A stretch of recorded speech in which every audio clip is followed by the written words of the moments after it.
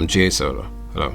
All matter in the universe can be classified in one way or another. We classify things to know what they are in comparison to other things. And so a classification system has different criteria depending on what we want to know. For example, this is a chicken.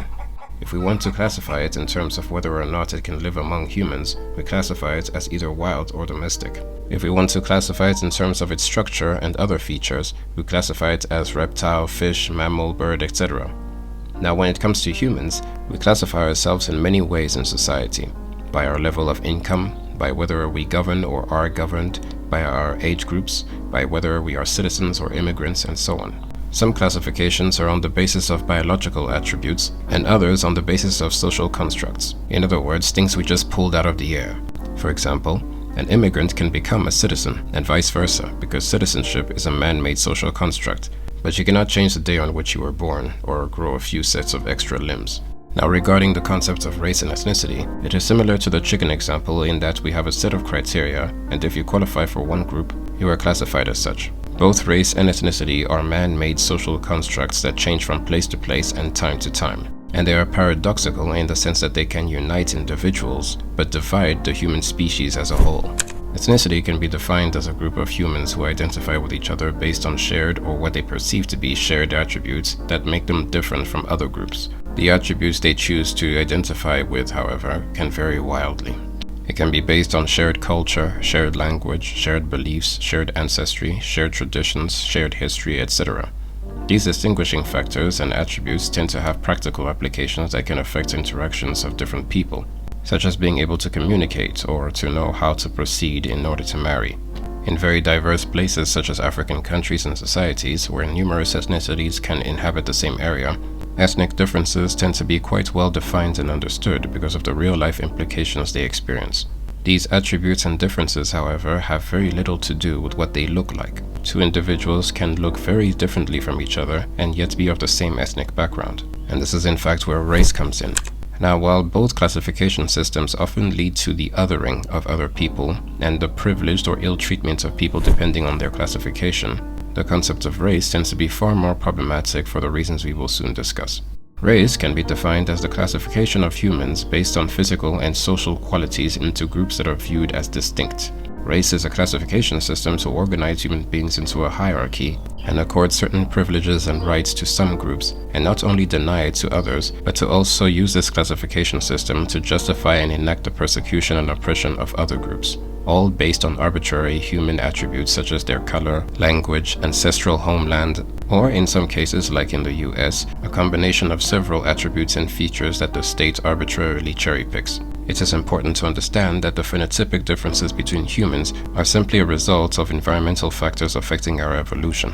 Race, however, is a classification system that arbitrarily cherry-picks certain of these features and attributes and groups such people together to be distinct from other groups. So you could have two people of two different cultures, languages, traditions, and backgrounds, but because they have some phenotypic or geographical similarities, they are placed into the same racial classification.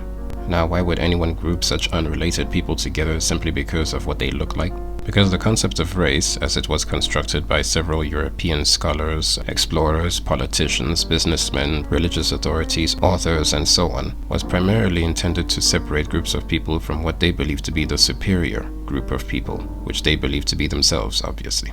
And so the nuances and differences between the groups that they racialized did not matter to them. All that mattered is that they were not quote-unquote white, which would in turn mean that they did not possess certain attributes and traits that they believed came inherently from being quote-unquote white like them.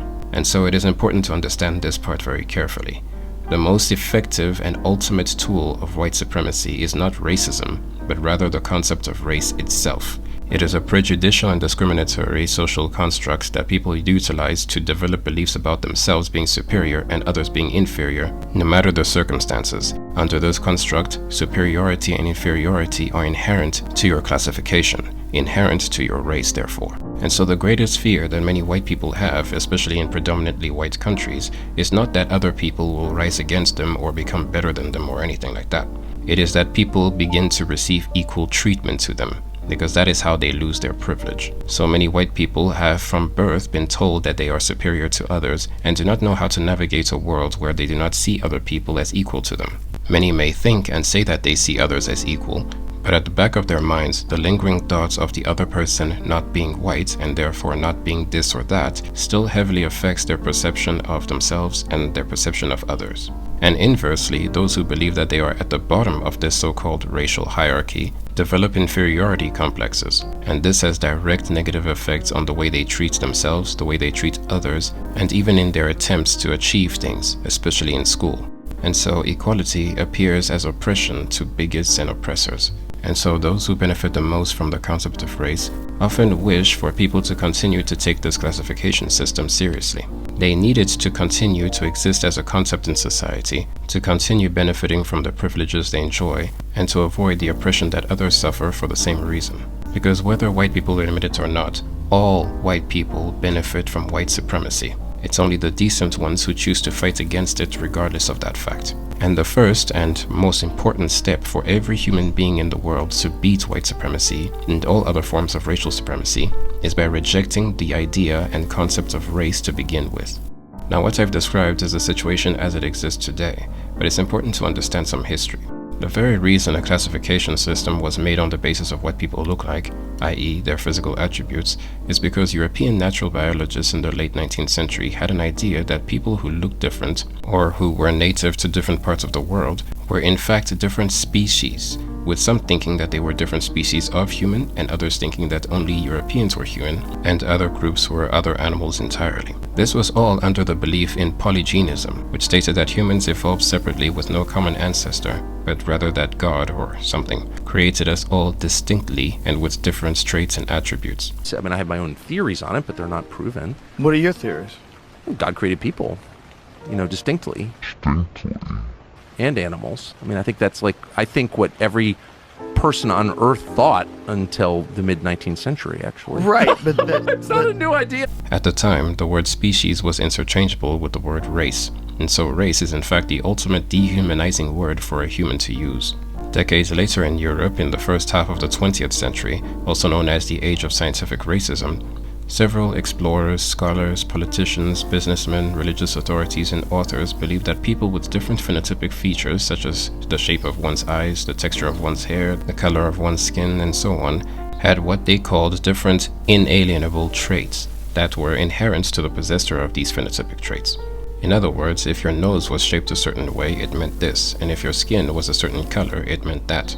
Besides phenotypic features, there was also the matter of one's geographical origin, and even the language one spoke that inherently meant that you possessed certain traits that either made you inferior or superior to others.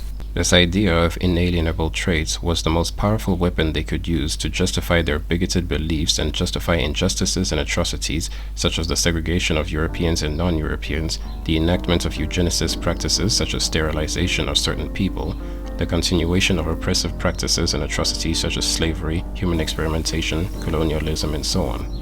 In the past, people mostly relied on spiritual or religious reasons to explain away and justify these things, but as the world moved towards relying more on science, these Europeans who were desperate to maintain the belief that they were the most superior form of human, obsessively and frantically scrambled to find scientific ways of proving their beliefs. This is race realism, the belief that the racial classification that one has been placed into is biological, and therefore one will have inherent physical and mental traits based on that.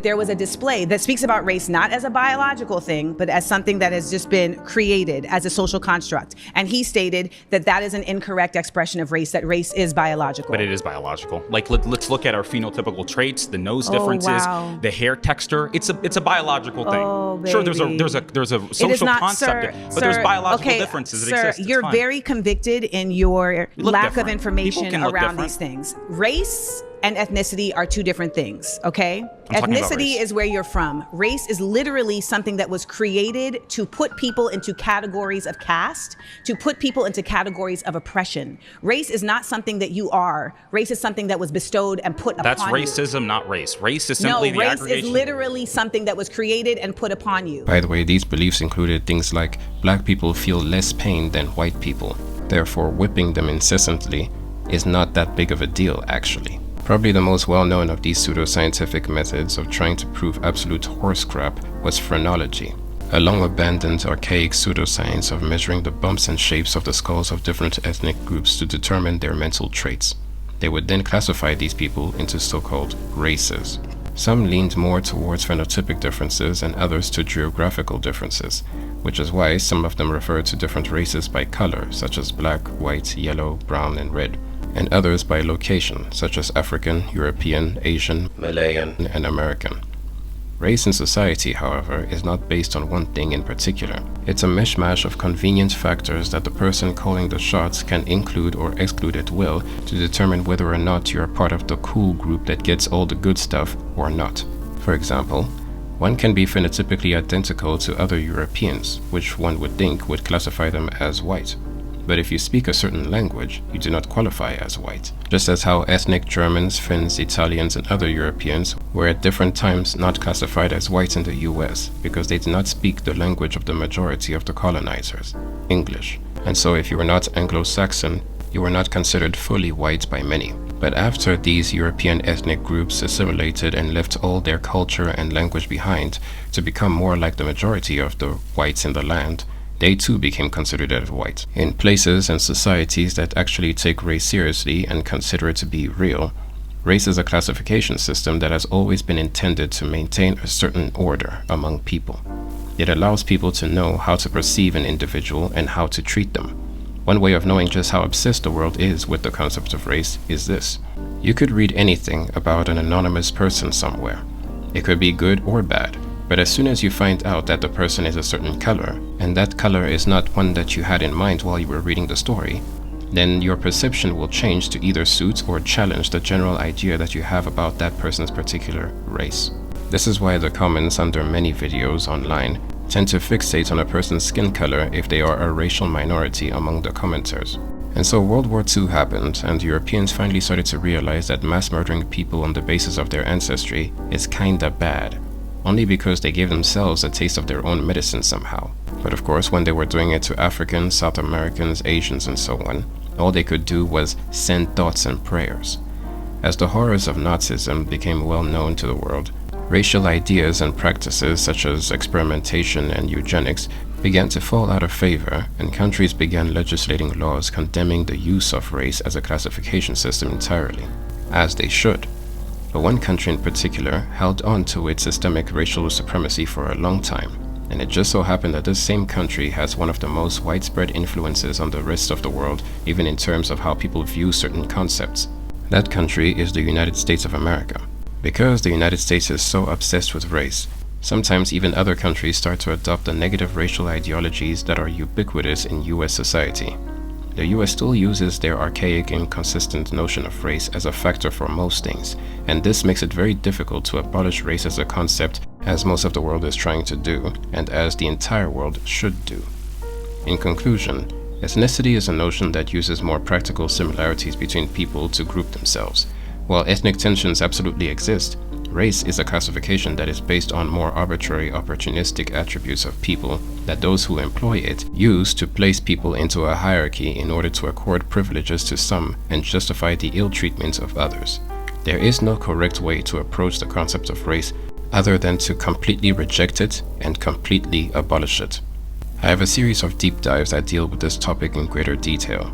Information on this can be found in the description accompanying this video. I'm G.A. Soda. Goodbye.